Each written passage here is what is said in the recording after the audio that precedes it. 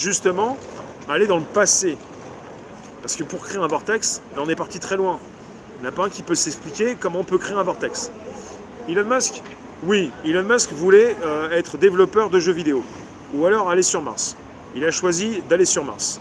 Mais finalement, bonjour Léla, il a bien compris l'évolution des jeux vidéo et il fait une comparaison.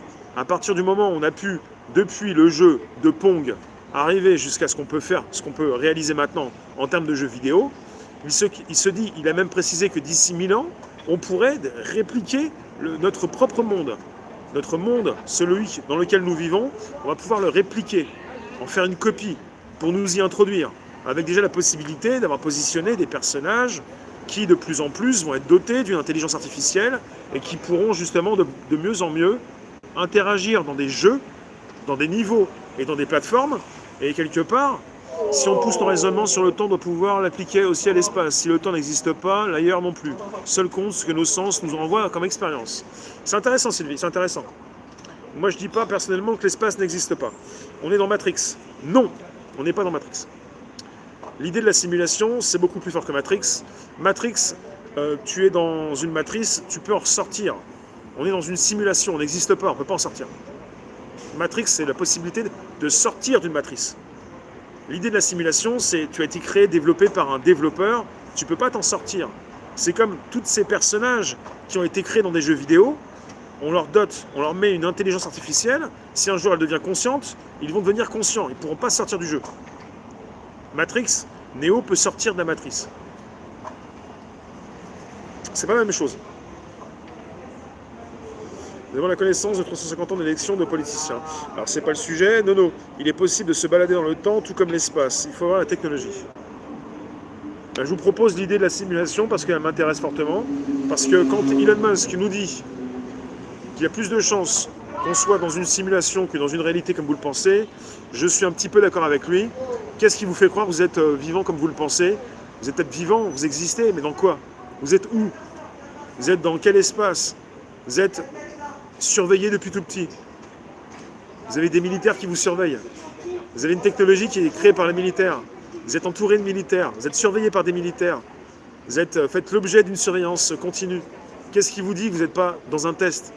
Avec peut-être nous dans le futur qui avons créé peut-être, ou en dehors de cette simulation, nous avons créé, en tant que civilisation super avancée, cette simulation pour vérifier un petit peu sur un échiquier comment ça se passe, pour refaire des choses.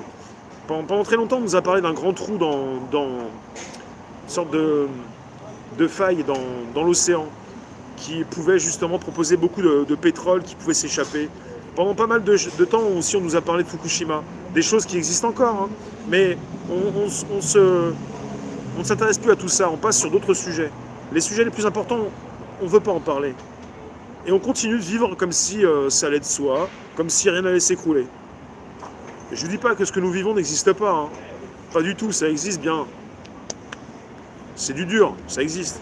Je ne suis pas en train de nier quoi que ce soit. Je suis en train de vous dire que peut-être notre façon de vivre, nous vivons dans un cercle bien précis. On est déjà sur Terre, on ne peut pas quitter la Terre. Il y en a qui peuvent le faire, il y en a qui vont tout remettre en question. Je ne suis pas là pour tout remettre en question. Je m'amuse avec ce qu'on nous dit. Je m'amuse avec ce qui... Pince-moi. C'est pas parce que je me pince que justement...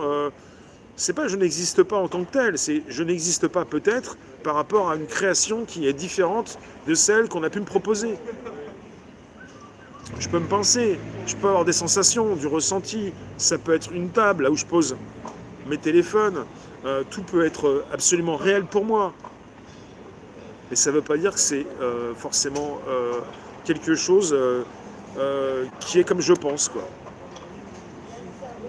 T'es vivant quand je me pique avec une béquille, avec une aiguille. Ouais, mais vous êtes vivant peut-être.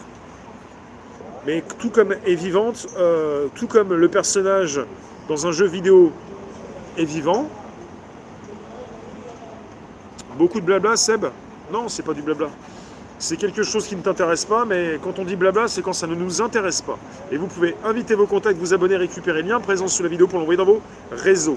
Et je comprends absolument pourquoi je vais vite, parce que quelque part, c'est un sujet tellement vaste que quelque part, je l'aborde pendant 1 heure seulement.